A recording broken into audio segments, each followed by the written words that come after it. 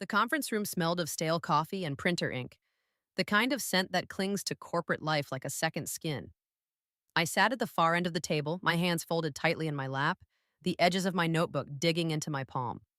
My glasses slipped slightly down my nose, but I didn't bother to push them up.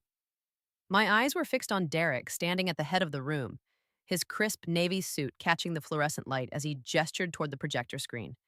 His voice was smooth, confident, the kind that made clients lean forward in their chairs. He was presenting my asterisk idea. My months of late nights, my endless revisions, my heart poured into spreadsheets and mock ups, and he was calling it his own. I don't think I breathed for the first 10 minutes. My chest felt like it was caving in, each word from his mouth a hammer against my ribs. I kept waiting for him to glance my way, to acknowledge me, even with a flicker of guilt. But Derek's eyes never left the client, a silver-haired man in a tailored suit who nodded along, scribbling notes. The room buzzed with approval, and I sat there, invisible, my idea shining under someone else's name. I'd always been the quiet one at the firm. Sophie Miller, the girl with the tidy desk and the quick fixes, nobody noticed until they saved the day. I liked it that way, mostly. I'd grown up in a small town upstate, where my mom used to say, "Let your work speak for you, Sophie. Flashy folks burn out fast." I believed her.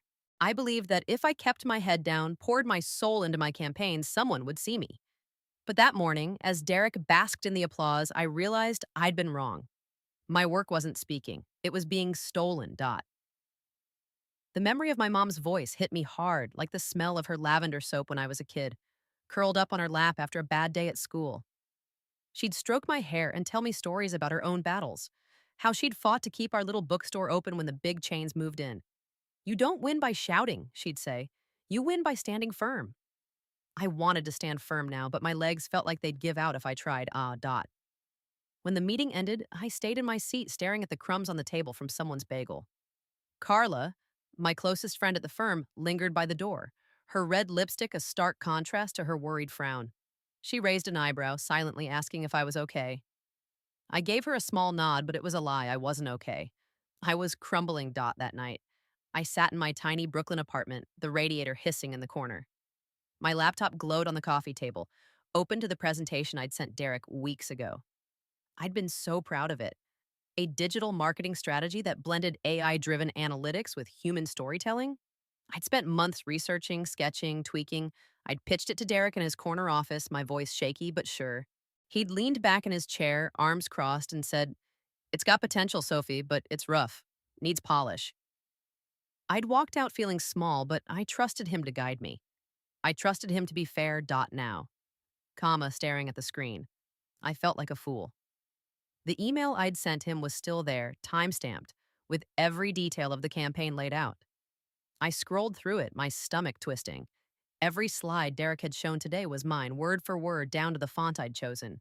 He hadn't even bothered to change the colors. I closed my laptop and leaned back on the couch, the city's hum seeping through the window. A siren wailed in the distance, and I thought about how New York always felt like it was moving too fast for me to catch up. I'd come here 6 years ago, fresh out of college, dreaming of making my mark. I'd pictured myself leading campaigns, my name on awards, my ideas sparking change. Instead, I was just another cog in a machine, grinding away while people like Derek soared. The next morning, I dragged myself to the office, my eyes gritty from lack of sleep. Carla was waiting by the coffee machine, her usual grin replaced by a fierce intensity. "You need to do something, Soph," she said, pouring me a cup. "He can't get away with this." Her voice was low, but it carried the kind of fire I wished I had. Carla was everything I wasn't: bold, loud, unafraid to call out nonsense. She'd once told off a client who tried to undercut her, and somehow she'd walked away with his respect. "I don't know what to do," I admitted, stirring sugar into my coffee just to have something to focus on. My hand trembled slightly, and I hated how weak it made me feel. "He's my boss, Carla. Who's going to believe me over him?" She leaned closer, her eyes narrowing. "You have proof, don't you? Emails? Files? Something?" I nodded slowly. "Yeah, I have the original presentation and the email I sent him." "Then use it," she said, like it was that simple. "Don't let him walk all over you." But it wasn't simple. Derek wasn't just my boss. He was the golden boy of the firm, the one who charmed clients and schmoozed with the senior partners. He had a way of making you feel like you were lucky to be in his orbit, even when he was cutting you down. I'd seen him do it to others, dismiss their ideas, take credit for their wins, all with a smile that made you question your own memory. Going up against him felt like stepping into a storm with no umbrella. Still, Carla's words stuck with me. That afternoon, I sat at my desk, pretending to work while I opened my email archives. I found the chain with Derek, every message a reminder of how naive I'd been. There was the initial pitch, the follow up questions he'd asked, the revisions I'd sent at 2 a.m. And then, buried in a folder I'd almost forgotten, I found something else, a draft of the contract for the client. My name was on it, listed as the lead strategist. My heart stopped. Derek had signed it in my name without telling me, claiming my idea as his own. I stared at the screen, my pulse racing. This wasn't just theft, it was fraud. He'd used my name to seal the deal, knowing I'd never see the contract. I felt a surge of anger, hot and unfamiliar, like a fire I didn't know I could carry. But beneath it was something heavier: betrayal. I'd trusted him. I'd believed in the system, in fairness, in the idea that hard work would be enough. I printed the contract and tucked it into my bag, my hands shaking. I didn't know what I was going to do with it yet, but holding it felt like holding a piece of myself I'd lost. As I left the office, the city was bathed in the golden glow of late afternoon, the kind of light that makes everything look softer than it is. I walked past a street vendor selling flowers, their scent mingling with the exhaust of passing cabs. For a moment, I was 8 years old again, standing in my mom's bookstore, the smell of old pages and her chamomile tea wrapping around me like a hug. "You're stronger than you know, Sophie," she'd said once when I cried over a bully at school. I wished I could believe her now. That night, I sat on my couch, the contract spread out on the coffee table. I traced my name on the page, the ink smudged slightly where Derek's signature overlapped. I thought about confronting him, imagining his smug smile, the way he'd twist the truth until I doubted myself. I thought about going to HR, but Rachel Brooks, the director, was known for playing it safe, avoiding conflict unless it threatened the firm's bottom line. I thought about doing nothing, letting Derek win, fading back into the background like I always had. But then I thought about my mom, standing firm in her little shop, fighting for what was hers. I thought about all the nights I'd stayed late, the ideas I'd poured into this job, the dreams I'd carried to this city. And I realized I couldn't let this go. Not this time. I didn't sleep much that night. By morning, I'd made a decision. I wasn't going to confront Derek, not yet. I was going to be smarter than that. I was going to take back what was mine piece by piece until he had nowhere left to hide. The next few days at the office felt like walking through a fog. I went through the motions, answering emails, tweaking ad copy, nodding in meetings, but my mind was somewhere else, piecing together a plan. I kept the contract hidden in my bag, its weight a constant reminder of what was at stake. Every time I passed Derek's office, my stomach churned. He'd flash me a smile, all teeth and charm, and I'd force one back, hating how it made me feel like a coward. But I wasn't ready to show my hand. Not yet. Carla noticed the change in me. She cornered me in the break room one morning, her arms crossed, a thermos of green tea in one hand. "You're plotting something," she said, her voice low but teasing. "I can see it in your eyes. Spill." I glanced around, making sure we were alone. The hum of the coffee maker filled the silence, and I leaned against the counter, my fingers tracing the edge of my mug. "I found something," I said quietly. "A contract. Derek signed it in my name. Carla, for the campaign." Her eyes widened, and she let out a low whistle. "That's not just shady, that's illegal. What are you going to do?" "I don't know yet," I admitted. "I keep thinking about confronting him, but he'll just deny it. Or worse, he'll turn it around on me." Carla nodded, her expression softening. "He's slippery, I'll give him that, but you're not alone, Soph. You've got me, and I'm not afraid to make some noise if you need it." I smiled, grateful for her fire, but I knew this wasn't her fight, it was mine. And it wasn't just about the campaign anymore.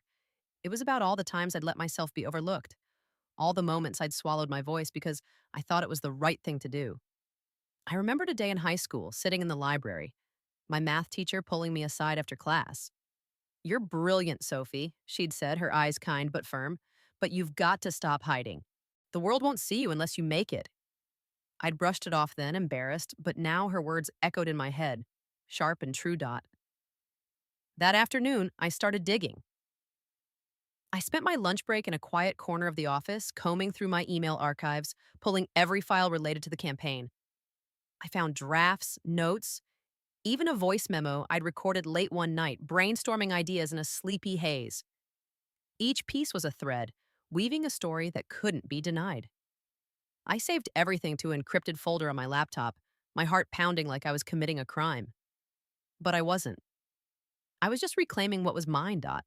The city outside my window felt alive that evening as I walked home, the air crisp with the first hint of fall. I stopped at a bodega to grab a sandwich, the cashier's radio playing an old jazz tune that reminded me of my dad. He used to hum along to Miles Davis while he fixed things around the house, his hands steady and sure.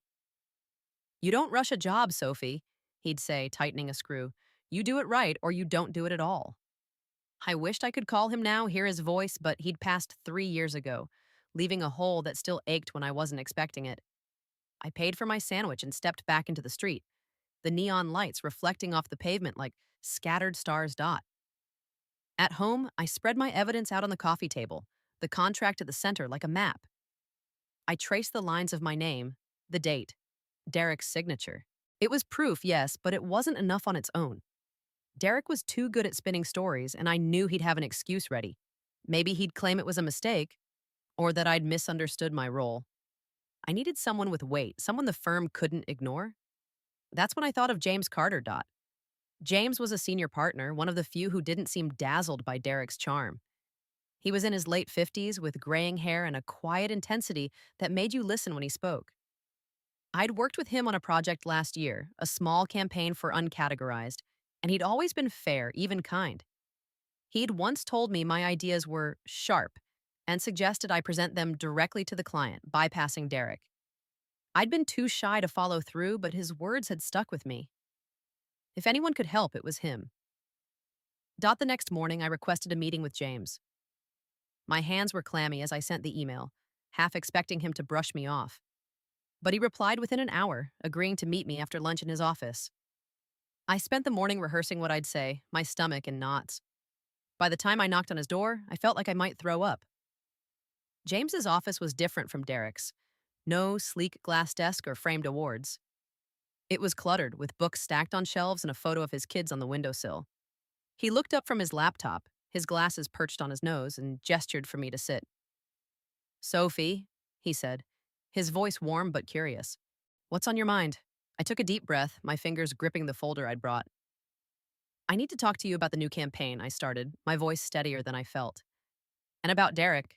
I laid it all out, the idea, the presentation, the contract, the emails. I showed him the evidence, my hands trembling as I passed him the papers. He listened quietly, his brow furrowing as he read. When I finished, the room was silent except for the faint hum of the air conditioner. I braced myself for skepticism, for questions I couldn't answer. Dot. But James leaned back in his chair, his expression grim. "This is serious, Sophie," he said. "If what you're saying is true, and it looks like it is, Derek's crossed a line, a big one." I nodded, my throat tight. I didn't know what to do. I thought about going to HR, but I wasn't ongoing, but I wasn't sure they'd listen. "I thought you might understand." He studied me for a moment, then gave a small nod. "You did the right thing coming to me. Let me look into this. I'll need to talk to the client, verify the contract, but if this checks out, we'll take it to HR together. Derek's not untouchable, no matter what he thinks." Relief flooded me, but it was tempered by fear. I knew this was just the beginning. Derek wouldn't go down quietly, and I wasn't sure I was ready for the fight. But as I left James's office, the weight on my chest felt a little lighter. For the first time in weeks, I felt like I was moving forward, not just standing still. Dot. That night, I called Carla and told her everything. She whooped so loudly I had to hold the phone away from my ear. "So, you're a badass, Soph," she said, laughing. "I knew you had it in you." I smiled, but I didn't feel like a badass. I felt scared, fragile, like one wrong move could unravel everything. But I also felt something new, a spark of determination, small but growing. I thought about my mom again, standing in her bookstore, refusing to let the big chains push her out. She'd fought her battles, and now I was fighting mine. Dot. The next few days were a blur. James kept me updated, his emails short but reassuring. He'd spoken to the client, who confirmed the contract and expressed interest in meeting me directly. Apparently, they'd been impressed with the campaign and wanted to know more about the mind behind it. I read the email 3 times, my heart pounding. It was the first time I'd felt seen, really seen, in years. But then came the twist I hadn't expected. James called me into his office one afternoon, his face unreadable. Sophie, he said, closing the door, there's something you need to know. Derek's been talking to HR. He's claiming asterisk you asterisk stole the idea from him. The room tilted. I gripped the armrest of my chair, my mind racing. What? I managed. That's insane. James nodded, his jaw tight. It's a desperate move. He knows we're onto him and he's trying to get ahead of it. But he's got no proof and you do. Still, this means things are going to get messy. I left his office in a daze, the city's noise swallowing me as I stepped outside. Derek was fighting back and he was fighting dirty. I should have seen it coming, but it still felt like a punch to the gut. For a moment, I wanted to run, to quit, to disappear. But then I thought about my evidence, my truth, the spark inside me that refused to go out. I wasn't running. Not this time. The air in my apartment felt heavy that night, like the walls were pressing in. I sat on the couch, my laptop open, staring at the email from James. Derek's accusation echoed in my head, each word a splinter under my skin. He's claiming you stole the idea from him. It was absurd, but it was also terrifying. Derek had a way of bending reality, of making people doubt what they knew was true. I'd seen him do it before. Charm a client into overlooking a missed deadline, convince a colleague their mistake was their fault. Now he was turning that skill on me. I closed my laptop and leaned back, my eyes drifting to the window. The city lights blurred into a haze, and I let my mind wander to a memory I hadn't thought of in years. I was 12, sitting on the porch of our house upstate, my dad whittling a piece of wood into a little bird. He'd been quiet that day, his hands steady but his eyes distant. People will try to take what's yours, Sophie, he'd said out of nowhere. Not just things, your time, your ideas, your heart. Don't let 'em. I'd nodded, not really understanding, but his words had stayed with me, tucked away like a seed waiting for the right moment to grow. Now, comma. That moment was here. I got up and poured myself a glass of water, the cold shocking my throat. I needed to focus. Derek's accusation was a lie, but lies could do damage if you didn't fight them. I opened my laptop again and pulled up my evidence, the emails, the drafts, the voice memo, the contract. Each file was a brick in the wall I was building, a defense against whatever Derek threw at me, but I knew it wasn't just about proof. It was about courage, about standing up in a room full of people who might not believe me and saying, asterisk, this is mine, asterisk. The next morning, I met Carla at a cafe near the office. It was one of those overpriced places with exposed brick walls and baristas who called themselves artisans. We sat by the window, the glass fogged from the October chill. Carla stirred her latte, her eyes fixed on me. So, he's playing dirty, she said, her voice low. What's your next move? I sipped my coffee, the bitterness grounding me.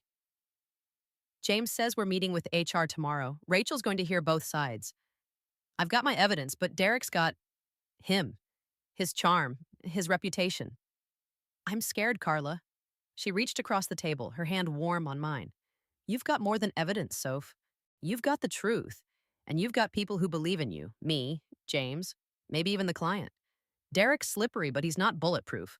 I nodded, but my stomach was in knots. I thought about Rachel Brooks, the HR director.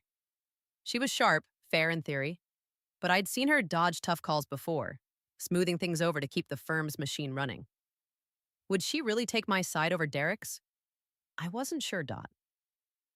That afternoon, I went back to the office and prepared. I printed copies of my evidence, organized them in a folder, and rehearsed what I'd say.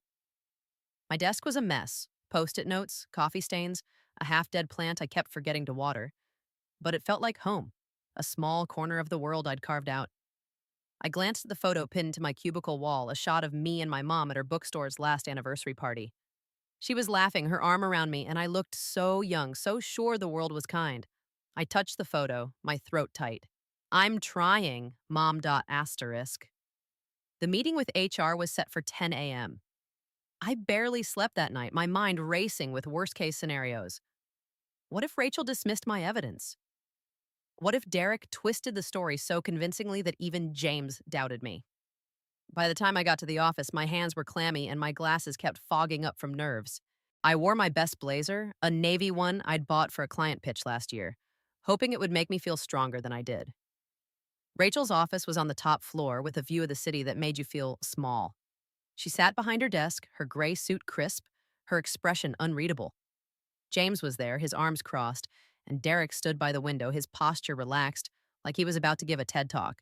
I sat across from Rachel, my folder in my lap, my heart pounding so loud, I was sure everyone could hear it. Rachel started with the usual formalities, explaining the process, emphasizing confidentiality. I barely heard her. My eyes kept drifting to Derek, who was watching me with a faint smile, like he knew something I didn't. It made my skin crawl. Sophie, Rachel said, pulling me back, why don't you start? Tell us what happened. I took a deep breath and began. I told her about the campaign, how I'd developed it over months, how I'd pitched it to Derek. I described the meeting where he presented it as his own, the contract signed in my name. My voice shook at first, but as I spoke, it steadied. I handed her the folder, walking her through the emails, the drafts, the timestamps. I kept my eyes on her, not Derek, refusing to let him rattle me. When I finished, the room was quiet. Rachel flipped through the papers, her brow furrowed. James nodded slightly, his expression encouraging. Derek leaned forward, his smile gone, replaced by a look of calculated concern. Sophie's a talented employee, he said, his voice smooth as ever. But she's misunderstood the situation. This campaign was a team effort, and I was the one who shaped it into something the client could use. She's taking credit for work that was collaborative, and frankly, I'm disappointed she'd try to undermine me like this. I felt my face burn, anger and humiliation twisting together. He was lying, and he was doing it so easily, like it was nothing. I wanted to shout, to call him out, but I remembered James's advice. Asterisk, stay calm, let the evidence speak. So I waited, my hands clenched in my lap. Rachel turned to me. Sophie, do you have anything to add? I nodded, my voice steady now. The evidence speaks for itself. The emails, the drafts, they're all dated before I even pitched to Derek. He didn't collaborate on this, he took it and put his name on it. And the contract, I pointed to the page in her hands. He signed it in my name without my knowledge. That's not collaboration. That's theft. Derek's jaw tightened, just for a second. But I saw it. Rachel looked at him, her expression still neutral. Derek, can you explain the contract? He leaned back, his smile returning, but it was strained. An oversight, he said. My assistant must have made a mistake with the paperwork. I never intended to misrepresent Sophie's role. It was a weak excuse, and I could tell Rachel wasn't buying it. She set the folder down and looked between us. I'll need to review this further, she said. We'll reconvene tomorrow. I left the meeting feeling drained, but oddly alive. I'd done it. I'd stood up to Derek, laid out the truth, and held my ground. James caught my eye as we left, giving me a small nod that felt like a lifeline. But Derek's smirk lingered in my mind, a reminder that this wasn't over. That night, I walked through Prospect Park, the leaves crunching under my feet. The air smelled of damp earth, and I let myself breathe, really breathe, for the first time in days. I thought about my dad again, his hands carving that wooden bird, his voice steady. Don't let him take what's yours. I wasn't letting Derek take this. Not my work, not my voice, not my future. The next morning, James called me before I even got to the office. Sophie, he said, his voice urgent. The client wants to meet you today. They've seen the evidence and they're not happy with Derek. This is your chance. My heart leapt, but fear followed close behind. A meeting with the client meant everything. The campaign, my career, my truth. I spent the morning preparing, my hands shaking as I reviewed my notes. By noon, I was in a conference room facing the silver-haired man from the original meeting. His name was Mr. Langley, and his eyes were kind but sharp, like he could see through any facade. Ms. Miller, he said, leaning forward, tell me about your campaign, from the beginning. I did. I walked him through every step, my voice steady, my passion for the work spilling out. I showed him the drafts, the data, the vision. He listened, nodding, asking questions that showed he understood. When I finished, he leaned back, a small smile on his face.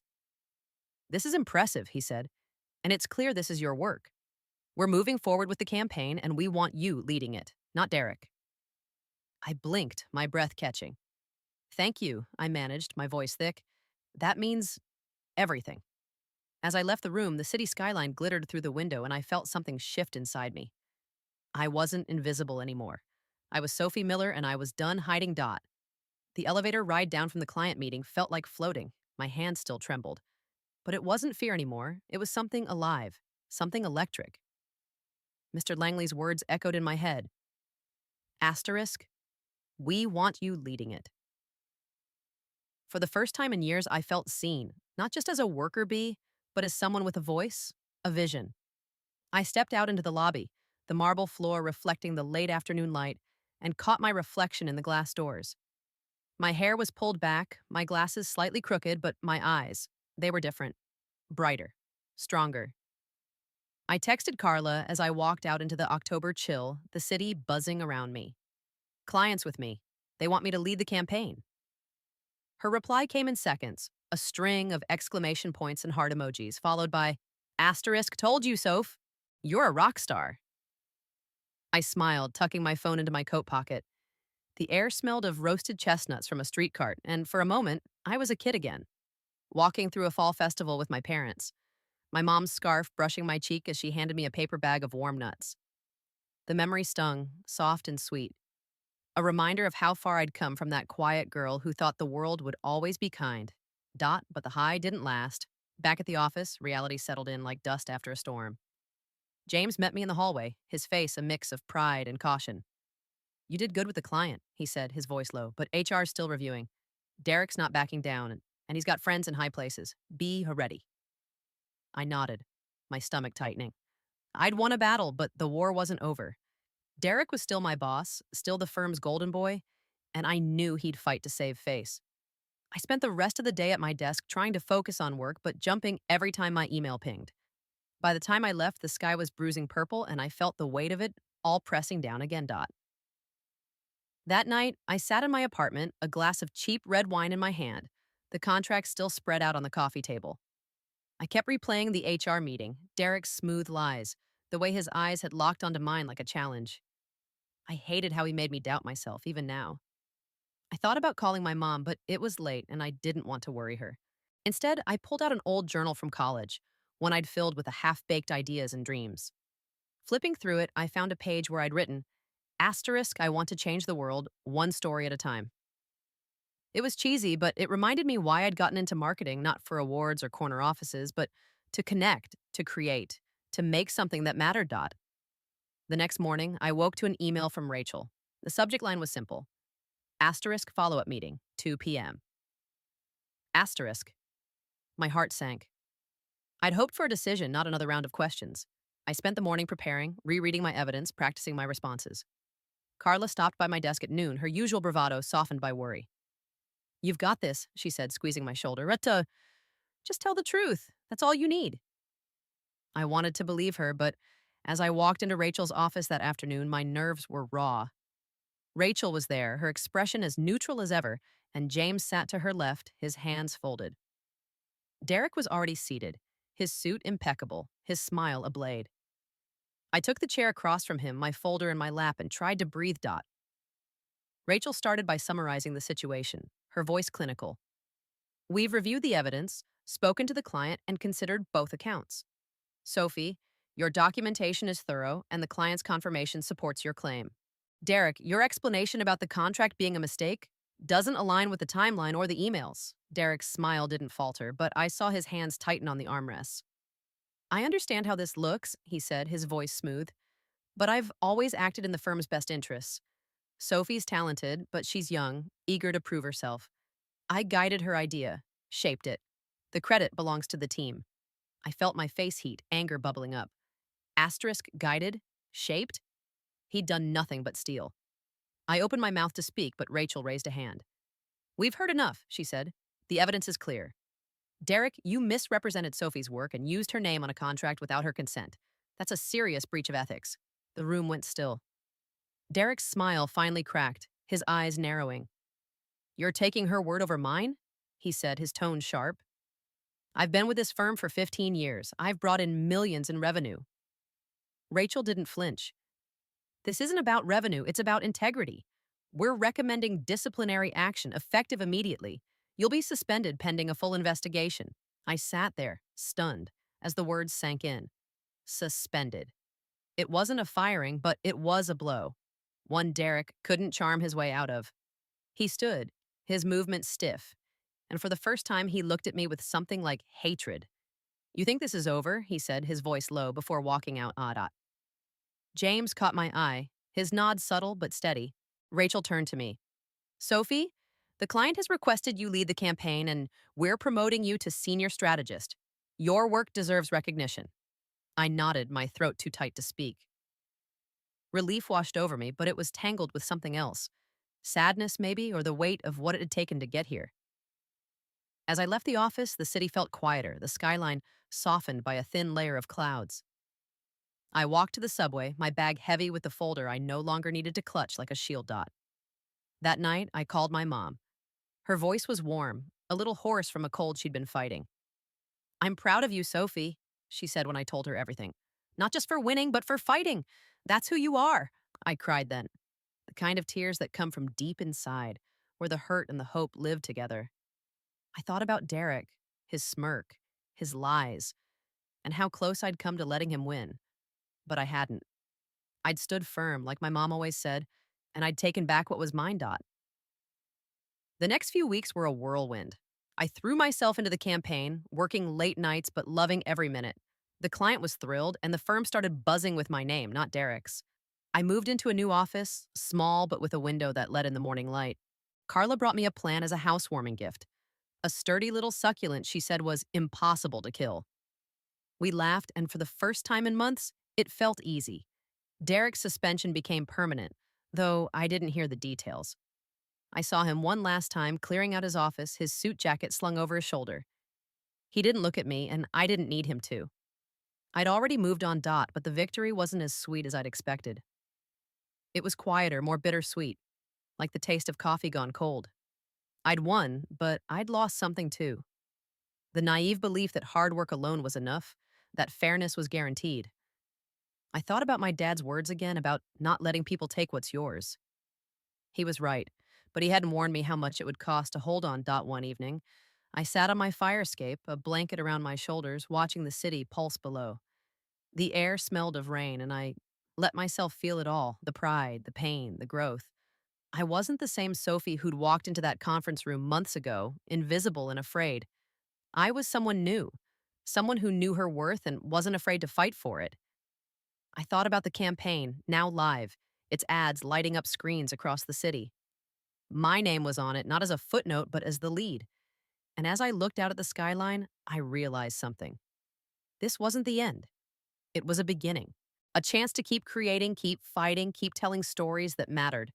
I went back inside, the journal from college still open on my table. I picked up a pen and wrote a new line to her. "I'm not hiding anymore."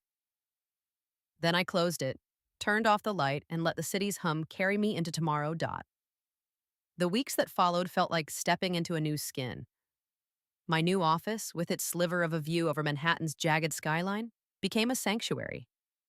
I'd arrive early before the city fully woke and sit at my desk with a cup of coffee, watching the sunrise paint the buildings gold. The succulent Carla gave me sat on the windowsill, its leaves plump and stubborn, a quiet reminder that I could thrive too.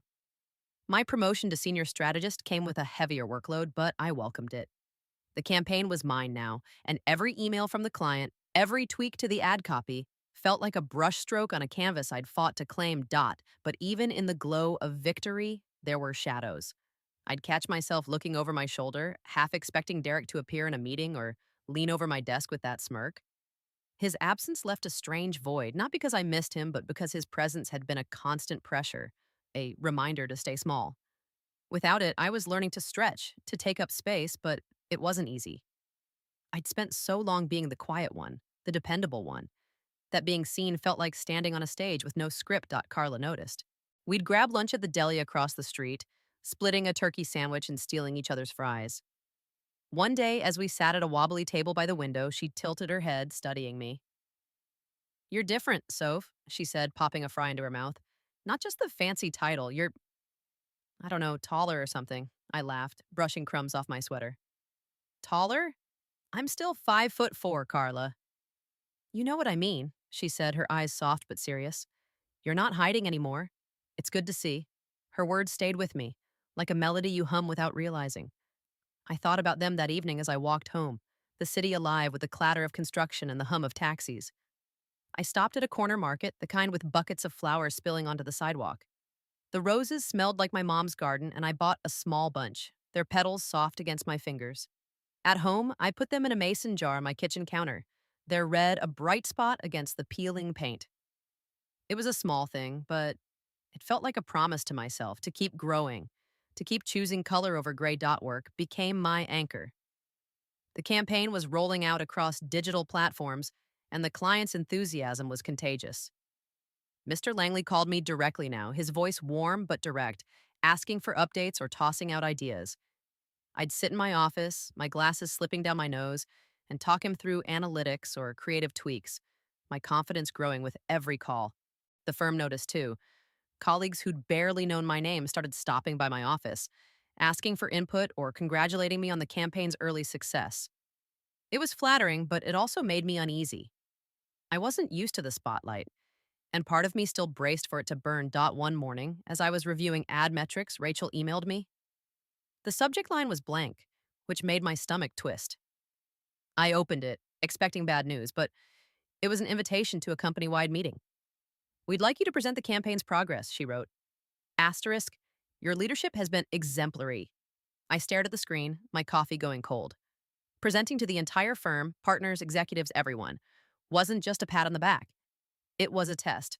I spent the next few days preparing, my apartment a mess of notes and mock ups.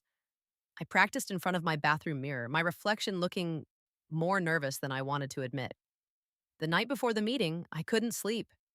I lay in bed, the city's hum seeping through the window, and thought about a moment from my childhood. I was 9, standing in my school's auditorium, about to recite a poem for a talent show. My knees shook, and I'd forgotten the first line, but my mom was in the front row, her smile steady. Just breathe, Sophie, she'd whispered before I went on. The words will come. They had, and the applause afterward had felt like flying. I clung to that memory now, hoping it would carry me through. The meeting was in the firm's largest conference room, the one with floor-to-ceiling windows and a view of the Hudson. I stood at the front, my slides projected behind me, facing a sea of faces, some familiar, some strangers. James was in the second row, his nod a quiet anchor. Rachel sat near the front, her expression unreadable. I adjusted my glasses, took a breath, and began. I walked them through the campaign from the initial concept to the latest metrics. I showed them the ads, the data, the client's feedback. My voice was steady, stronger than I'd expected, and as I spoke, I felt the room shift. People leaned forward, nodded, scribbled notes. I wasn't just presenting, I was telling a story, my story, woven into every slide. When I finished, the applause was warm, not polite, and I felt that old auditorium thrill again, but deeper, hard dash earned, dot afterward comma. James found me in the hallway, a rare smile on his face. You owned that room, Sophie, he said. I knew you had it in you. I smiled back, my chest tight with gratitude. Thank you, I said, for believing in me when I didn't. He waved it off, but his eyes were kind. You did the work. I just helped clear the path. That night, I celebrated with Carla at a dive bar in the East Village, the kind with sticky floors and a jukebox that only played Springsteen. We drank cheap beer and laughed until my sides hurt, her stories about bad dates and office gossip a welcome escape. But as I walked home, the city quiet under a rare starry sky, I felt a pang of something I couldn't name. Not sadness exactly, but a kind of ache. I'd won, but the fight had left scars, doubts I hadn't had before, a wariness that lingered like a bruised dot. The campaign's success kept building. Articles mentioned it, industry blogs praised it, and my name started appearing in places I never expected. One evening, I got an email from a rival firm hinting at a job offer. I read it twice, my heart racing, then set it aside. I wasn't ready to leave. Not yet. This place, with all its flaws, was where I'd found my voice. I wanted to stay, to keep building, to prove I could do more than survive. But there was one last twist, one I hadn't seen coming. A week later, I was in my office reviewing a new client brief when Rachel knocked on my door. She looked tired, her usual polish softened by something human. Can we talk? She said, closing the door behind her. I nodded, bracing myself. She sat across from me, her hands folded. I owe you an apology, she said. When you first came to me about Derek, I hesitated. I knew he was trouble, but I let politics cloud my judgment. You deserved better. I blinked, caught off guard. I. Thank you, I said, my voice soft. I know it wasn't easy. She shook her head. It shouldn't have been hard. You had the truth, and I should have acted faster. I'm stepping down as HR director at the end of the month. I recommended you for a leadership training program the firm's launching. I think you'd be a natural. I stared at her, my mind reeling. A leadership program wasn't just a pat on the back. It was a door to something bigger, a chance to shape the firm, not just survive it. I don't know what to say, I admitted. Say yes, she said, a small smile breaking through. You've earned it. I did say yes later after the shock wore off. But that night, as I sat on my fire escape, the city sprawling below, I let myself feel the weight of it all, the betrayal, the fight, the victory. They'd changed me, carved new lines in my heart. I thought about my parents, their quiet strength, their belief in me. I thought about the girl I'd been, hiding in the background, and the woman I was becoming, unafraid to stand tall. The roses on my counter were starting to wilt, their petals curling at the edges. I touched one, its softness a reminder of how fragile beauty could be. But I didn't throw them out. I let them stay, a testament to the moment I'd chosen them, to the life I was choosing now. I went back inside, the journal from college open on my table. I hadn't written in it since that night, but I picked up the pen, my hand steady. I'm building something new, I wrote. Asterisk, and it's mine. Then I closed the book, turned off the light, and let the city carry me forward, one step at a time. The leadership training program started in November, just as the city began to glitter with early holiday lights. I'd walk to the office through streets lined with wreaths and twinkling storefronts, my breath fogging in the cold, feeling like I was stepping into a new chapter. The program was intense. 2 evenings a week, plus weekend seminars, all designed to mold us into the firm's next wave of executives. I was one of 12 participants, the youngest by a decade, and the only woman in the first cohort. It was daunting, but I'd fought too hard to let imposter syndrome win. The sessions were held in a sleek conference center downtown with polished wood tables and windows that framed the city like a painting. Our instructor, a former CEO named Ellen, was a force, sharp-witted, no nonsense, but warm in a way that made you want to impress her. She'd start each session with a question, something deceptively simple like, "What's the cost of your silence?" or "Who do you trust to tell you the truth?" I'd sit there, my notebook open, scribbling thoughts that felt too raw to share, but Ellen had a way of pulling answers out of you, not with pressure, but with patience. Like she knew you'd find your way if she gave you room. One evening, she asked us to write about a moment we'd failed ourselves. The room went quiet, pens scratching, faces tight with memory. I stared at my page, the blankness mocking me. Then I started writing about Derek. Not the theft, not the fight, but the months before when I'd let him dismiss my ideas, when I'd stayed silent because I thought it was safer. I wrote about the conference room that day, watching him take my work, my heart sinking but my voice locked away. The words poured out, messy and honest, and when Ellen called on me to share, I hesitated. My hands shook as I read, but my voice held steady, and when I finished, the room was still. Ellen nodded, her eyes kind. That's where leadership begins, she said, in owning your mistakes and choosing differently. Her words stuck with me, like a pebble in my shoe, nudging me every time I doubted myself. I was learning to speak up in meetings, to challenge ideas without apologizing, to trust my instincts. It wasn't easy. I'd catch myself slipping back into old habits, nodding too quickly, softening my opinions. But I'd remember Ellen's voice, my mom's smile, my dad's steady hands, and I'd try again. Work was busier than ever. The campaign was a hit, with metrics exceeding projections and the client singing our praises. I was leading a small team now, 3 junior strategists who looked at me with a mix of awe and expectation. I tried to be the kind of leader I'd wanted, fair, clear, encouraging, but I was still finding my footing. One of them, a quiet guy named Sam, reminded me of myself a few years ago, always working late, hesitant to share his ideas. I'd pull him aside after meetings, ask for his thoughts, and watch his confidence grow. It felt good, like paying forward the belief James and Carla had given me. But the firm wasn't a fairy tale. Derek's exit had left ripples, whispers in the break room, sidelong glances from his old allies. Some saw me as a hero, others as a troublemaker. I overheard a senior account manager mutter something about ambitious kids one day, and it stung, but I brushed it off. I'd earned my place, and I wasn't going to shrink to make anyone comfortable. Carla was my rock through it all. We'd meet for coffee on weekends, huddled in a cozy shop near her apartment, the kind with mismatched mugs and a cat that slept on the counter. She'd tease me about my new boss lady vibe, but her pride was real. One Saturday, as we sipped lattes and watched snow dust the street, she leaned forward, her eyes serious. You ever think about what's next, Soph? Like beyond the firm? I stirred my coffee, the spoon clinking against the mug. Sometimes, I admitted, that rival firm emailed again. Better pay, bigger role. But I'm not ready to leave. Not after everything. She nodded, her red lipstick bright against the gray day.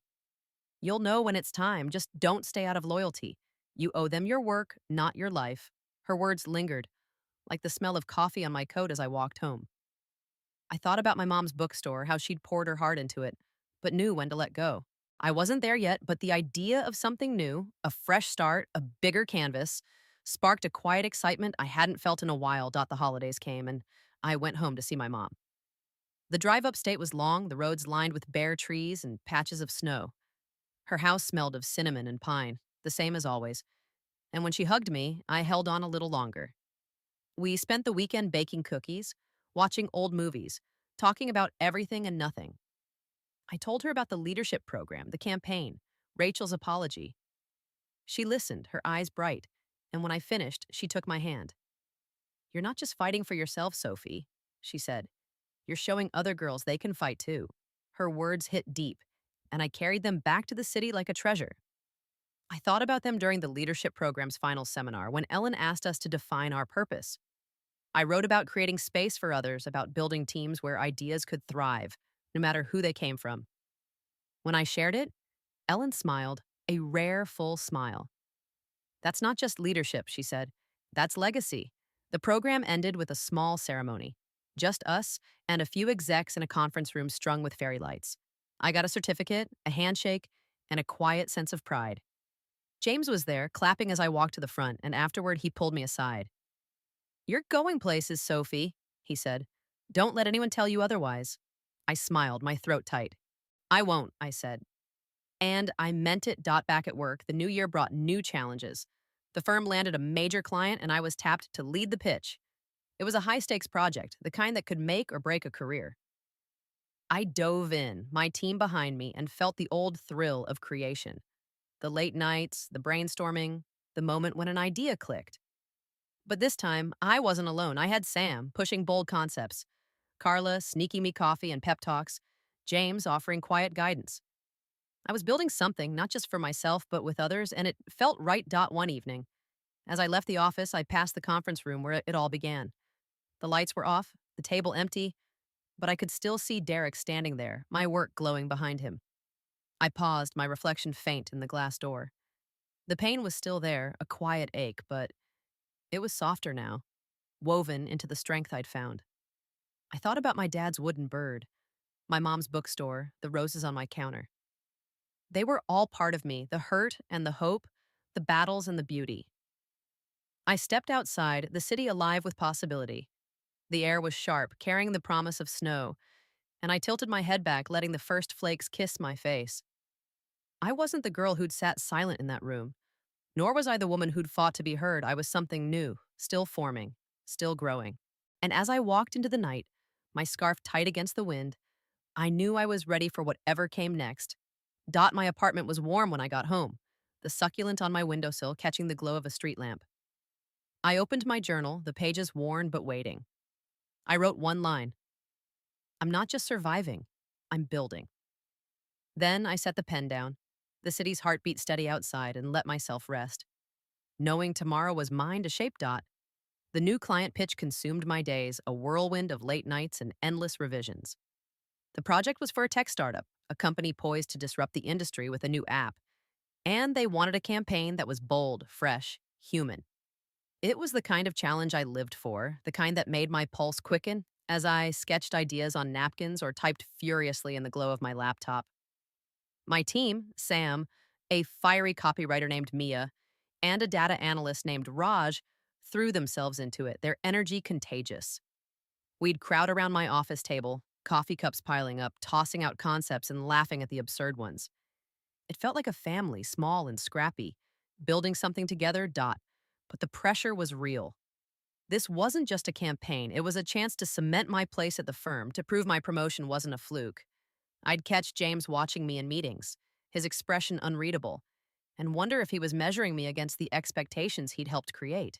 I pushed the thought aside, focusing on the work, but it lingered like a shadow, nudging me to prove myself again and again. One evening, as I was tweaking a slide deck, Sam knocked on my doorframe, his backpack slung over one shoulder. Got a sec? He said, his voice hesitant. I pushed my glasses up, nodding. Always, what's up? He shifted, looking younger than his 25 years. I had an idea for the pitch, but it's kind of out there. I didn't want to bring it up in the group. I leaned back, smiling to put him at ease. Out there's good. Let's hear it. He pulled out his laptop, showing me a concept for an interactive ad, one that let users shape the story through their choices. It was ambitious, risky, but brilliant. I saw the spark in his eyes, the same one I'd felt when I first pitched my campaign to Derek.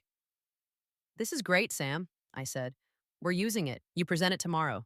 His face lit up, then faltered. Me? I don't know if I'm ready. You are, I said. Thinking of how I'd felt in that conference room, my voice locked away.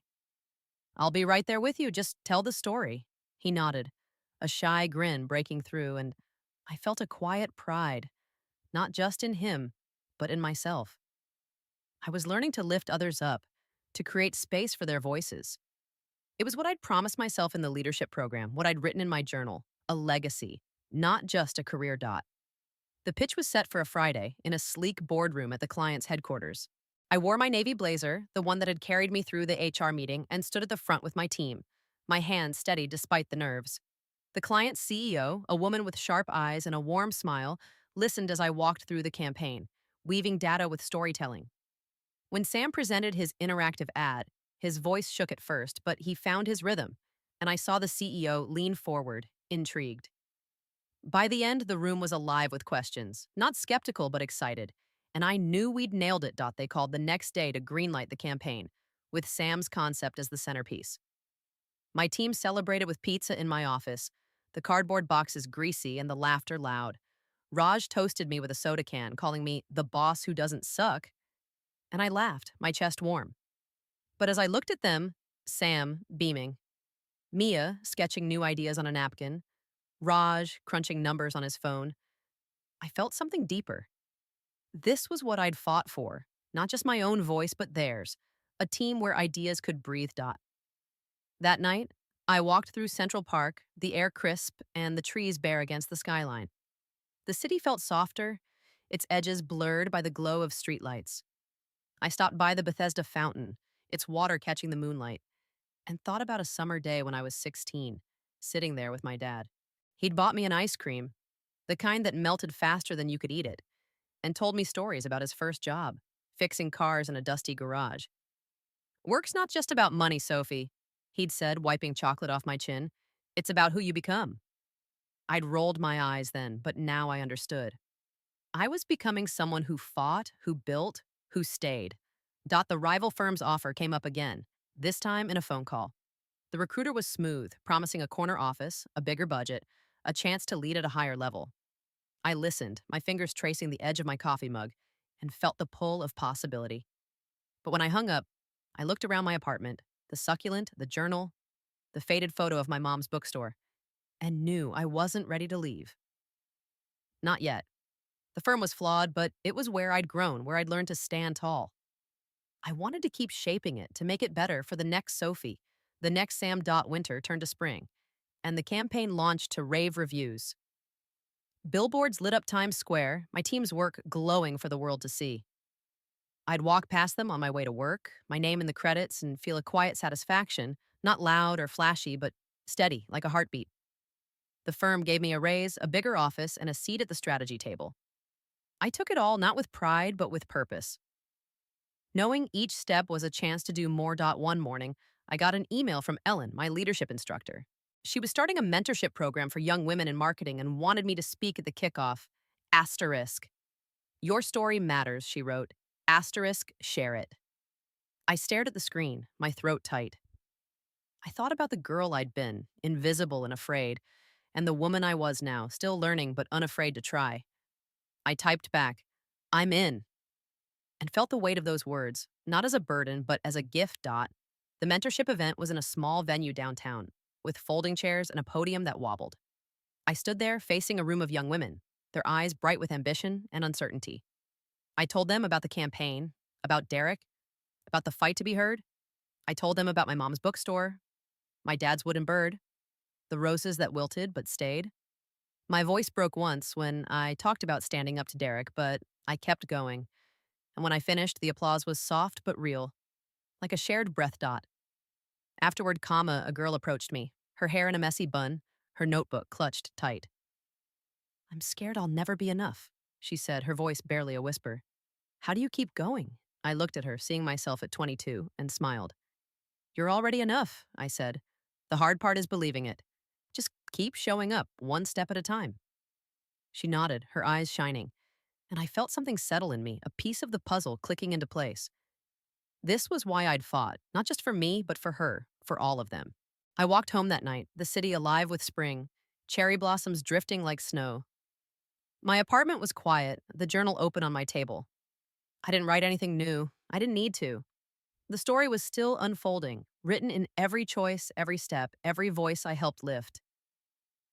I sat on my fire escape, a blanket around my shoulders, the city's pulse steady below. The succulent on my windowsill caught the light, stubborn and green, and I smiled. I wasn't done growing, not by a long shot. But for now, I was exactly where I needed to be, rooted, reaching, ready for whatever came next. Spring in New York always felt like a promise kept, the city shedding its gray winter skin for bursts of color. Tulips in planters, green creeping up the trees, sunlight spilling over the pavement. I'd walk to work with my coat unbuttoned, the air carrying hints of street cart pretzels and blooming magnolias. My new office, with its wider window, let in the season's glow, and I'd catch myself staring out at the skyline, my mind drifting between campaign deadlines and the quiet realization that I was building a life I hadn't dared dream of a year ago. The tech startup campaign was a runaway success, its ads trending online and sparking buzz at industry conferences. My team was riding high, their confidence growing with every win. Sam, especially, had come into his own, pitching ideas with a boldness that made me proud. Mia's sharp wit kept our creative sessions lively, and Raj's knack for uncovering data insights was like finding gold in a spreadsheet. We'd stay late some nights, not out of obligation, but because we loved it, the hum of collaboration filling the room like music. I'd look at them and think of my mom's words. You're showing other girls they can fight too. I wasn't just leading a team, I was nurturing a space where they could shine. But success didn't erase the doubts. I'd lie awake some nights, the city's hum a faint pulse through my window, wondering if I was enough for this role, if I could keep proving myself. The firm was a machine, always hungry for more. More wins, more clients, more prestige. I felt its weight not as a burden, but as a challenge, a call to keep growing. I'd think of Ellen's question from the leadership program. What's the cost of your silence? I'd paid that cost once with Derek, and I wasn't going back. One morning, as I was reviewing a new client brief, James stopped by my office. He leaned against the door frame, his tie slightly loosened, a rare casualness in his posture. Got a minute? He said, his voice warm. I pushed my laptop aside, nodding. For you? Always. He smiled, stepping inside and closing the door. The partners are talking about you, Sophie. Your work's getting noticed, not just here, but industry-wide. There's a conference in Chicago next month, big players, big stage. They want you to keynote. I blinked, my heart stuttering. Keynote? Me? You, he said, his eyes steady. You've got a story to tell, your campaign, your leadership, what you've overcome. It's not just about the work, it's about who you are. I swallowed, my mind racing. A keynote was a leap, far beyond presenting to the firm or a client. It was a platform, a chance to shape the conversation, but also a spotlight that could expose every flaw. I don't know if I'm ready, I admitted, my voice quieter than I meant. James tilted his head, studying me. You're ready? You've been ready since you walked into my office with that folder. The question is, do you believe it? His words hit like a memory, sharp and clear. I thought of my dad, sitting on our porch, his hands carving that wooden bird. Asterisk people will try to take what's yours. Don't let 'em. I thought of my mom, her bookstore shelves lined with stories, her voice steady as she fought to keep it alive. They'd believed in me, and so had James, Carla, Ellen. Maybe it was time I believed in myself. I'll do it, I said, my voice firm. Thank you, James. He nodded, a small smile breaking through. Good. I'll send you the details. And Sophie? Don't hold back. Tell the whole story. The Chicago conference loomed like a mountain, its shadow growing as the weeks passed. I spent evenings drafting my speech, my apartment a mess of crumpled notes and half-empty coffee mugs. I wanted to talk about the campaign, yes, but also about the fight behind it, the betrayal, the evidence, the choice to stand up. I wanted to honor the people who'd carried me through, from my parents to my team. Most of all, I wanted to reach the Sophies in the audience, the ones who felt invisible, and tell them they could be seen. Carla helped me practice, sitting cross-legged on my couch, her red lipstick bright against the dim light. She'd interrupt me mid-sentence, shouting, "Louder, Soph! Own it!" Or, "That part's too stiff. Make it real." Her feedback was brutal but loving, and by the time I boarded the plane to Chicago, I felt ready. Not fearless, but grounded. Like I could weather whatever came. The conference was a blur of polished suits and buzzing lobbies, the air thick with ambition. I stood backstage, my blazer crisp, my glasses slipping slightly, listening to the hum of the crowd. My speech was folded in my pocket, but I didn't need it. The words were in me, woven from every moment that had brought me here. When the MC called my name, I took a breath, picturing my mom in the front row, her smile steady, and stepped into the light. I told my story. I talked about the campaign, its data and creativity, but also about Derek, the contract, the fight to reclaim my work. I shared the fear, the doubt, the quiet victories. I spoke about my team, about Sam's bold idea, about the power of lifting others up. My voice shook once when I mentioned my dad's advice, but I kept going, the words flowing like a river. The room was quiet, then alive with applause, and as I stepped off the stage, I felt lighter, like I'd left a piece of my past behind, afterward, comma. People crowded around, asking questions, shaking my hand. A young woman, maybe 25, pulled me aside, her eyes bright with tears. "I'm in a job where no one listens," she said. "Your story? It makes me think I can change that." I squeezed her hand, my throat tight. "You can," I said. "Start small, but start. You're stronger than you know." Flying back to New York, the city's lights sparkling below, I felt a quiet shift. The keynote wasn't just a speech, it was a marker, a moment that said I wasn't just surviving anymore. I was shaping, creating, leaving a mark. When I got home, I called my mom, her voice crackling through the phone. "I knew you'd shine, Sophie," she said, and I cried. Not from sadness, but from the fullness of it all. Back at the firm, life settled into a new rhythm. The startup campaign wrapped, and we landed another client, a nonprofit focused on education. I dove in, my team beside me, our ideas bolder than ever. But I was also looking ahead, dreaming bigger. The rival firm's offer was still there, a whisper of possibility, and I started to wonder if it was time for a new challenge, a chance to build something from the ground up. One evening, I sat on my fire escape, the city alive below, a glass of wine in my hand. The succulent on my windowsill was thriving, its leaves reaching for the light. I opened my journal, the pages worn but full, and wrote, "I'm not just fighting for me anymore. I'm fighting for what comes next." I thought of the girl at the conference, the ones in the mentorship program, the ones I hadn't met yet. My story wasn't just mine, it was theirs too. The roses I'd bought months ago were long gone, but their memory lingered, a reminder of the beauty in choosing yourself. I looked out at the skyline, its jagged edges soft in the dusk, and felt ready, not for an end, but for a beginning.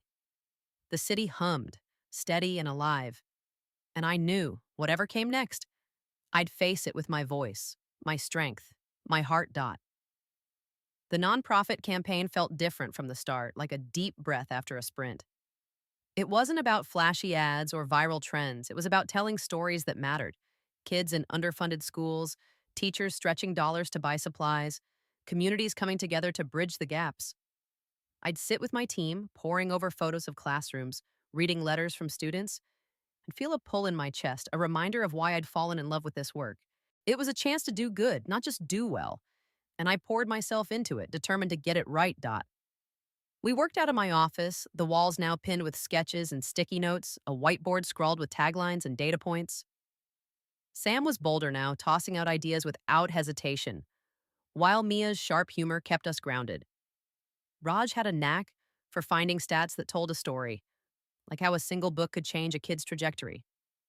I'd watch them, their heads bent over laptops or laughing over takeout, and feel a quiet pride. This was what I'd fought for, a team that trusted each other, a space where creativity wasn't just allowed but celebrated. But the work wasn't easy. The nonprofit's budget was tight, their timeline brutal, and the stakes felt higher than any corporate pitch. I'd stay late, the city's glow filtering through my window, tweaking scripts or reviewing footage. One night, as I edited a video of a third grader reading her poem, her voice small but fierce, I thought of a moment from my childhood. I was 10, sitting in my mom's bookstore, a stack of novels beside me. She'd caught me crying over a story, my cheeks wet, and sat down, her hand warm on mine. Stories can break your heart, Sophie, she'd said, but they can also build you up. That girl's poem was building me up now, reminding me why this campaign mattered. The rival firm's offer kept circling, a quiet hum in the back of my mind. They'd emailed again, this time with specifics: a director role, a team of my own, a chance to shape their creative vision. I'd read it on my phone, standing in line for coffee, the barista's shout cutting through my thoughts. It was tempting, not just for the title or the pay, but for the fresh start, a canvas unmarred by the scars of my fight with Derek. But every time I considered it, I'd look at my team, my office, the city outside, and feel a tug to stay. This was where I'd grown, where I'd learned to stand tall. Leaving felt like abandoning a piece of myself. Carla sensed my restlessness. We met for drinks one evening at a rooftop bar with a view of the Empire State Building, its spire cutting through the dusk. She leaned back in her chair, her cocktail catching the light, and fixed me with a look. "You're thinking about that other job, aren't you?" she said, her voice teasing but sharp. I sipped my wine, the glass cool against my fingers. "Maybe," I admitted. "It's a big opportunity, but I don't know if I'm ready to leave." She tilted her head, studying me. "You've outgrown this place, Soph. Not the work, but the baggage. You fought for your spot and you won. Now you get to decide what's next. Don't stay because it's safe." Her words stung. Not because they were harsh, but because they were true. I'd been holding onto the firm like a lifeline, afraid to let go after everything I'd been through. But maybe letting go wasn't losing. It was choosing. I thought of my dad, his hands steady as he fixed a car, his voice calm. "Work's about who you become." I was still becoming, and maybe the next step was somewhere new. The nonprofit campaign launched in June, a quiet rollout that felt more like a whisper than a shout. We'd built a series of short films, each one centered on a student or teacher, their stories raw and real. The premiere was at a community center in Brooklyn, a low brick building with folding chairs and a projector that flickered. I stood at the back, my blazer swapped for a sweater, watching the audience, parents, kids, donors, lean forward, some wiping tears, others nodding. When the lights came up, the applause was soft but steady, like a heartbeat, and I felt a lump in my throat. This was what I'd wanted all along, to create something that moved people, that lasted. The client was thrilled, and the firm took notice. James called me into his office the next day, his smile rare but genuine. "You're making waves, Sophie," he said, leaning back in his chair. "The partners are talking about a new division, focused on social impact. We'd want you to lead it." I blinked, caught off guard. A division was huge, bigger than a campaign, bigger than a keynote. It was a chance to shape the firm's future, to build something lasting. "I'm honored," I said, my voice steady.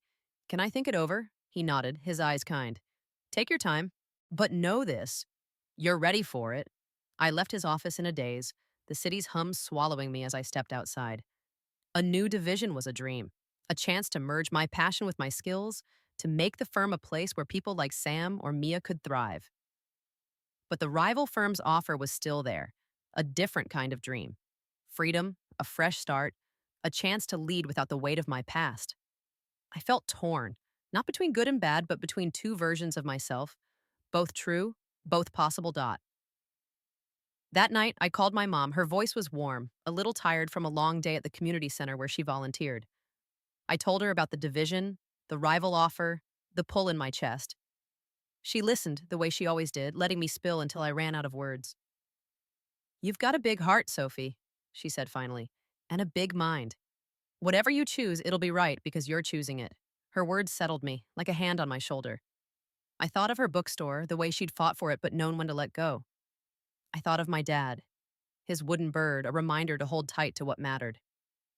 I wasn't sure what I'd choose, but I knew I'd do it with my eyes open, my heart full. The next few weeks were a blur of work and reflection.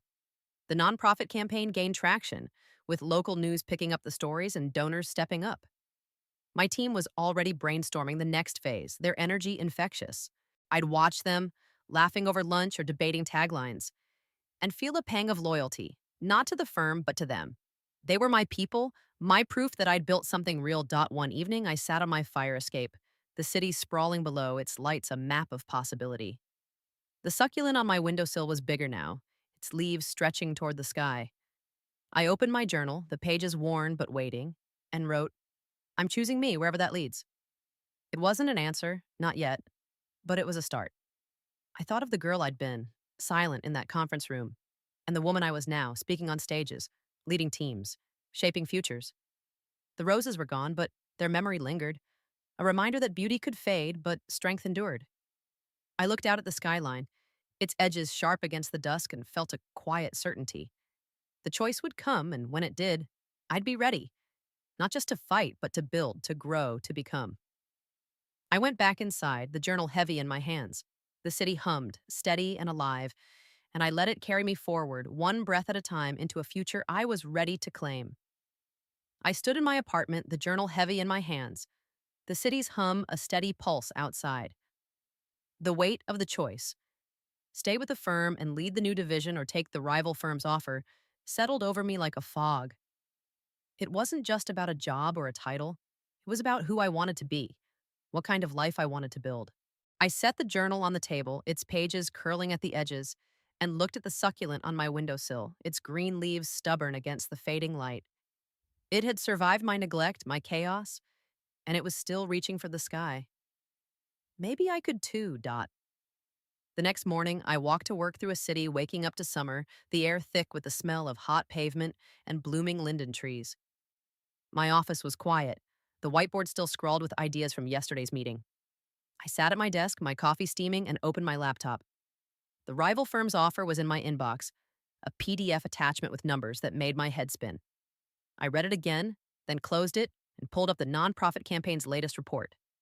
The numbers there were smaller, but the impact, schools getting books, kids writing poems, teachers smiling, felt bigger, heavier, real. I thought about my mom standing in her bookstore years ago, her hands dusty from shelving novels. She'd given it up when the fight became too much, but she'd never regretted it. It's not about holding on, Sophie, she'd told me once, her voice soft over a cup of chamomile tea. It's about knowing what you're fighting for. I was fighting for something now, not just my career, but a world where people like Sam, Mia, or that girl at the conference could stand up and be heard. And the question was where I could do that best. That afternoon, I met James for coffee at a diner near the office, the kind with cracked vinyl booths and waitresses who called you hun. He stirred sugar into his cup, his eyes crinkling with a smile. You've got a big decision coming, he said, cutting straight to it. The division's yours if you want it, but I hear you've got other offers. I nodded, my fingers tracing the rim of my mug. The rival firm's pushing hard. It's a fresh start, more control. But the division, it's a chance to make this place better, to build something that lasts. He leaned back, his gaze steady. You've already changed this place, Sophie. The way you lead, the way you fought. You've set a standard. Wherever you go, you'll do that. Just make sure it's a place that deserves you. His words stayed with me as I walked back to the office, the city's noise a familiar hum. I thought about Derek, how he'd shaped the firm's culture with his charm and his lies. He was gone now, but his shadow lingered in the whispers, the politics, the way some still looked at me like I'd broken an unspoken rule. I'd won, But the victory had cost me my trust, my innocence, the belief that hard work alone was enough. I didn't want to keep fighting that battle, not here. The nonprofit campaign wrapped up that week, its final event a small gathering at a school in the Bronx. The classroom smelled of chalk and new paint, the walls covered with student drawings. I stood at the back, watching kids read their poems, their voices shaky but proud. One girl, maybe 12, with braids and a gap-toothed smile, read about her dream to be a scientist. Her mom, sitting in the front row, wiped her eyes, and I felt my own throat tighten. This was why I'd stayed, why I'd fought. Not for awards or corner offices, but for moments like this, where a story could change a life. Afterward, the school principal shook my hand, her grip firm. Your team gave these kids a voice, she said. Thank you. I smiled, but inside I was reeling. I'd given them a voice, yes, but they'd given me something too. A reminder that my work could ripple, could matter beyond a paycheck or a byline. That night, I sat on my couch, the city's lights flickering through the window. I opened my journal, its pages a map of my journey, the fear, the fight, the growth. I wrote, asterisk, I want to build a world where no one has to fight to be seen. Then I closed it, my decision clear, like a stone settling in a stream. I wasn't staying. The division was a dream, but it was tied to a place that had hurt me, that might hurt others. The rival firm offered a chance to start fresh, to shape a culture from the ground up, to lead without looking over my shoulder. I called the rival firm the next morning, my voice steady as I accepted their offer. The recruiter sounded thrilled, promising to send the contract by noon. I hung up, my heart racing, and texted Carla. I'm leaving. Took the other job. Her reply was instant, a string of confetti emojis and asterisk, hell yes, Soph, time to fly. I laughed, the sound echoing in my quiet apartment, and felt a weight lift. Not all at once, but enough to breathe. Telling James was harder. I met him in his office, the photo of his kids still on the windowsill. He listened, his face calm but his eyes heavy. I'm not surprised, he said when I finished. You're too big for this place now, but you'll be missed. I swallowed, my throat tight. You made this possible, James. You believed in me when I didn't. He waved it off, but his smile was real. You did the work. Just keep doing it, wherever you go. The firm threw me a small goodbye party, a cake in the break room, and awkward speeches from colleagues. Sam gave me a card, his handwriting neat, thanking me for seeing him. Mia hugged me, her perfume sharp, and Raj promised to keep my succulent alive. I laughed, my eyes stinging, and realized how much I'd grown to love these people, this messy, imperfect place. But I was ready to go. My last day was quiet. I packed my office, the whiteboard now blank, the sticky notes folded into a box. I left the succulent on the windowsill, a gift for whoever came next. As I walked out, the city was golden, the late June light softening its edges. I passed the conference room where it all began, its glass doors reflecting the sunset. I didn't pause, didn't need to. That Sophie, the one who'd sat silent, invisible, was gone. I was someone new, forged in the fire of that betrayal, tempered by the fight to reclaim my voice. I heard about Derek a few weeks later through a friend of a friend. He'd landed at a smaller firm, a step down from his old glory. The industry whispered about his fall, clients wary, his charm tarnished by the truth. He wasn't ruined, not in the dramatic way people imagine, but he was diminished, his name no longer a golden ticket. I didn't feel triumph, not really. Just a quiet satisfaction, like closing a book you'd struggled to finish. He'd faced his consequences, not in a courtroom, but in the slow, steady way the world moves on without you. My new job started in July, a director role at a firm that felt alive with possibility. The office was smaller, less polished, but the team was hungry, their ideas sparking like fireflies. I dove in, building campaigns, mentoring new hires, shaping a culture where voices were heard. It wasn't perfect. There were late nights, tough calls, moments of doubt, but it was mine, a canvas I could paint with my own colors. I moved to a new apartment, a little bigger, with a balcony that caught the morning light. I bought another succulent, its leaves sharp and green, and placed it by the window next to a photo of my parents, their smiles frozen in time. I'd visit my mom every few months, driving upstate to her house, where we'd bake cookies and talk about everything work, love, the way the world kept turning.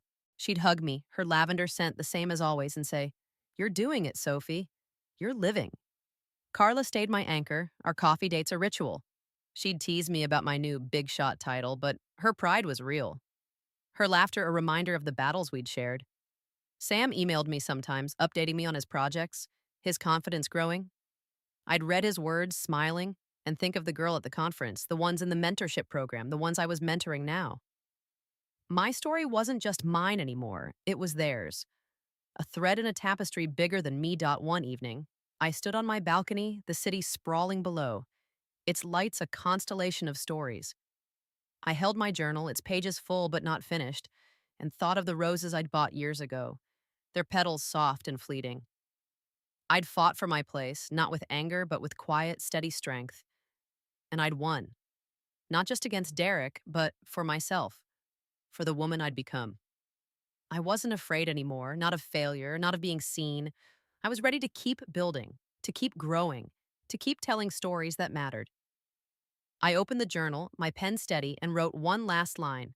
Asterisk, I am enough. Then I closed it, set it on the table, and stepped back outside. The city hummed, alive and endless, and I tilted my head to the sky, letting the stars whisper back. I was home.